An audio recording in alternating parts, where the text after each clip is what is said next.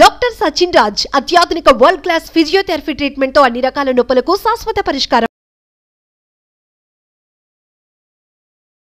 నమస్తే, welcome to Suman TV. నేను మీ యామ్ని. ఈ 2024 సంవత్సరంలో అసలు ఈ 12 రాశుల వారికి ఏ విధంగా ఉంటుంది, ఈ విషయాల గురించి మనం తెలుసుకున్నాం. ప్రస్తుతం మనతో ఉన్నారు ప్రముఖ ఆధ్యాత్మికవేత్త, ప్రముఖ జ్యోతిష వాస్తు పండితులు, బ్రహ్మశ్రీ డాక్టర్ నాయకంటి మల్లికార్జున శర్మ గారు ఉన్నారు. వారితో మాట్లాడదాం. నమస్కారం గురు. నమస్కారం అమ్మ. గురుగారు, ఇప్పుడు మనకి ఈ 2024 సంవత్సరంలో అసలు మకర రాశి వారికి అండి ఏ విధంగా ఉండొచ్చు? తప్పకుండా అమ్మ. మకర రాశి వాళ్ళకు వచ్చేటప్పటికల్లా 2024లో గ్రహ సంచార వీక్షణము, గ్రహ స్థితిగతులన్నీ కూడా మనం పరిశీలన చేసినట్లయితే ద్వితీయ స్థానంలో శని యొక్క సంచారం, తృతీయంలో రాహు, చతుర్థ పంచమాల్లో గురువు యొక్క సంచారం. అంటే ఏప్రిల్ 30వ తారీఖు వరకు కూడా చతుర్థంలో గురువు, ఆ తర్వాత మే 1వ తారీఖు నుంచి పంచమ స్థానంలో గురువు యొక్క సంచారం. అలానే కేతు యొక్క సంచారాన్ని కూడా మనం పరిశీలన చేసినట్లయితే కేతువు కూడా కొంత అనుకూలంగా ఉన్నాడు, మిశ్రమైన ఫలితాన్ని ఇచ్చే అవకాశం ఉంటుంది. ముఖ్యంగా మకర రాశి వాళ్ళకి చాలామంది కూడా ఎల్నాటి శని అని బాధపడుతూ ఉంటారు. అంటే 2 భాగాలు శని వెళ్ళిపోయాడు. రోజు రోజుకి శని యొక్క డిగ్రీల్లో తిరుగుతూ ఉండగా వాళ్ళకు కొంత తగ్గుతుంటుందని అర్థం. అంటే గోచార సాధారణంగా ఏమిటంటే మనకి జన్మజాతకం అనేది చాలా ఇంపార్టెంట్. అంటే బర్త్ చార్ట్లో ఏదైతే ఉంటుందో శని మనం ఏ ఏ స్థానాల్లో ఉన్నాడో మనం మ్యాథమెటికల్ పరంగా క్యాలిక్యులేషన్ చేస్తే శని బర్త్ చార్ట్లో బాగున్నాడంటే గోచారీత్యా ఓవర్కమ్ అయినట్టు అర్థం. అంటే గోచారీత్యా కూడా శని ఏదైతే 2 భాగాలు వెళ్ళిపోయాడో ఏమీ ఆందోళన చెందాల్సిన పని లేదు మకర రాశి వాళ్ళు. చాలామంది అడుగుతుంటారు, నాయకంటి గారు మరి ఎల్నాటి శని యొక్క ప్రభావం అనేది మాకుంది, ఎలా ఉంటుందంటే ఆరోగ్యపరంగా కొంత శ్రద్ధ వహించాలి. ప్రధానంగా ఆరోగ్యపరంగా శ్రద్ధ వహించడం ఒకటి, దానితో పాటు తృతీయంలో రాహు యొక్క సంచారం ఉన్నాడు. శనివత్ రాహు అన్నాడు. శని ద్వితీయ స్థానంలో ఉన్న తృతీయ స్థానం రాహు ఉన్నాడు కాబట్టి రాహు యొక్క ఫలితం వల్ల వాళ్ళకి ఆరోగ్యపరంగా కొంత మెరుగైన ఫలితాలు వచ్చే అవకాశం ఖచ్చితంగా ఉంటుంది. విదేశాలకు వెళ్ళే అవకాశం ఉంటుంది, సోదరుల మధ్యలో సఖ్యత ఉంటుంది. అలానే వీళ్ళకి ఎవరైతే ఉన్నారో వాళ్ళకి తల్లి తరఫున ఉండే బంధువులతో కొంత అటాచ్మెంట్ బాగా పెరిగే అవకాశం ఎక్కువగా ఉంటుంది. అలానే దానితో పాటు తృతీయంలో రాహు యొక్క సంచారం వల్ల కూడా మంచి ఫలితాలు జరిగే అవకాశం బాగా ఎక్కువగా ఉంటుంది. అంటే కాన్సన్ట్రేషన్ బాగా పెరిగే అవకాశం ఉంటుంది, శ్రద్ధతోటి ముందుకు వెళ్ళే అవకాశాలు బాగా ఎక్కువగా ఉంటాయి. అంటే ఎప్పుడైతే మకర రాశి వాళ్ళకి మే 1వ తారీఖు నుంచి గురువు యొక్క సంచారం వల్ల పంచమ స్థానంలో గురువు వస్తాడు. అంటే ప్రస్తుతం ఏప్రిల్ 30 వరకు కూడా చతుర్థ స్థానంలో గురువు వల్ల కొంత ఆర్థిక సంబంధించిన విషయాల్లో జాగ్రత్త వహించాలి. అంటే శ్రద్ధగా ఏది పడితే అది డబ్బులు ఎక్కడ పడితే అక్కడ ఇవ్వకుండా కొంత సేవింగ్ తోటి ముందుకు వెళ్ళాలి. అలానే పంచమ స్థానంలో గురువు యొక్క సంచారం వల్ల విద్యార్థులకు అనుకూలంగా ఉంటుంది. అంటే నెక్స్ట్ అకాడమిక్ ఇయర్ అనేది విద్యార్థులకు బాగుంటుంది. మకర రాశి వాళ్ళకి ఆర్థిక పరంగా లావాదేవీలు కూడా మే 1వ తారీఖు నుంచే ప్రారంభమవుతాయి వీళ్ళకి. అంటే నూతన వ్యాపారాలు చేయాలన్నా కూడా మే 1వ తారీఖు నుంచి చేయడం చాలా మంచిది. అంటే అక్కడ గురువు, రాహువు, కేతు గ్రహాల యొక్క సంచారం అనేది బాగుంటుంది కాబట్టి మిగతా గ్రహాలన్నీ కూడా సహజంగా ఏమిటంటే రాహుకేతులు ఒక రాశి నుంచి మరొక రాశికి మారటానికి 18 నెలలు పడుతుంది. గురువు సంవత్సర కాలం పడుతుంది, శని 2.5 సంవత్సరాలు పడుతుంది. అలానే రవి, బుధ, శుక్రగ్రహాలు 30 రోజుల పాటు ఒక రాశి నుంచి మరొక రాశికి మారుతాడు. కుజుడు 45 రోజులు, చంద్రుడు 2.5 సంవత్సరాలు పడుతుంటుంది.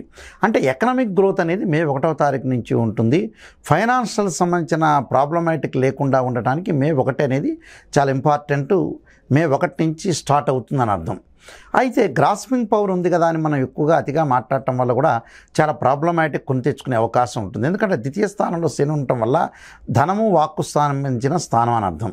అంటే ఏది కూడా ఆచితూచి అడుగు వేయాలి. ప్రతి వాళ్ళతో కూడా మాట్లాడే విధానంలో చాలా జాగ్రత్తగా ఆలోచన చేసి ముందుకు వెళ్ళాలి.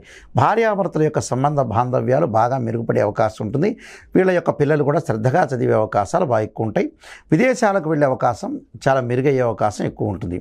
విద్యార్థులకు కూడా మే 1వ తారీఖు నుంచి కూడా గురువు సంచారం వల్ల విదేశాల్లో చదువుకునే విద్యార్థులు విదేశాలకు వెళ్ళాలి, మంచి యూనివర్సిటీలో సీట్ వచ్చే అవకాశాలు కూడా బాగా ఎక్కువగా ఉంటాయి. అంటే ఒక మంచి యూనివర్సిటీలో సీట్ రావడం, ఎంఎస్ వాళ్ళు ఏదైతే ఎంట్రన్స్ టెస్ట్ క్వాలిఫై కావటం, మంచి చదువు కాన్సన్ట్రేషన్ చేసే అవకాశాలు బాగా ఎక్కువ ఉంటాయి. వివాహ ప్రయత్నాలు కూడా మే 1వ తారీఖు నుంచి సఫలీకృతం అయ్యే అవకాశాలు బాగా ఎక్కువగా ఉంటాయి. అంటే చదువు మీద శ్రద్ధ పెట్టే అవకాశం ఉంటుంది, మంచి ఉద్యోగం వచ్చే అవకాశం ఉంటుంది.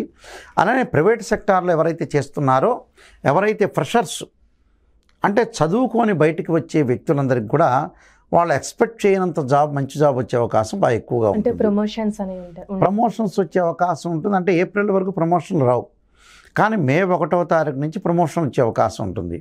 అలానే ప్రైవేట్ సెక్టార్లో చేస్తున్న వ్యక్తులకు కూడా వాళ్ళు ఎక్స్పెక్ట్ చేయరు ఆ జాబు, పర్లేదు ఒక నార్మల్ జాబ్ చేస్తే చాలే అనుకునే వ్యక్తులకు కూడా విశేషమైన జాబ్ వచ్చే అవకాశం ఉంటుంది. అంటే విశేషమైన ఉద్యోగం వచ్చి ఫలించే అవకాశం బాగా ఎక్కువ ఉంటుంది.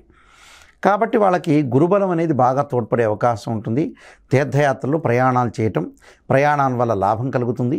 నిష్ణాతులైన వ్యక్తులతోటి, అంటే సుప్రసిద్ధమైన వ్యక్తులతోటి ఆలోచనలు పెరిగే అవకాశం బాగా ఎక్కువ ఉంటాయి. అంటే వాళ్ళ యొక్క కలయిక వల్ల కూడా చాలా మెరుగైన ఫలితాలు వచ్చే అవకాశం ఉంటుంది. ఎకనామిక్ గ్రోత్ కూడా బాగా ఎక్కువగా ఉంటుంది. అయితే క్యాచ్ 22 సిచ్యువేషన్ అంటారు.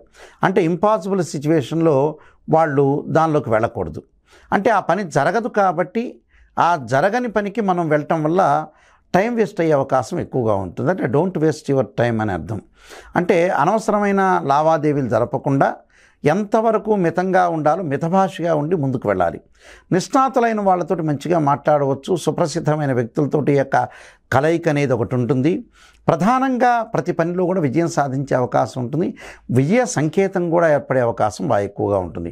రాజకీయ పరంగా కానీ, సినిమా కళాకారులకు కానీ, చిరు వ్యాపారులు అంటే రోడ్డు మీద పూలు పండ్లు అమ్ముకునే వ్యక్తులకు కూడా చాలా మంచి జరిగే అవకాశం బాగా ఎక్కువగా ఉంటుంది.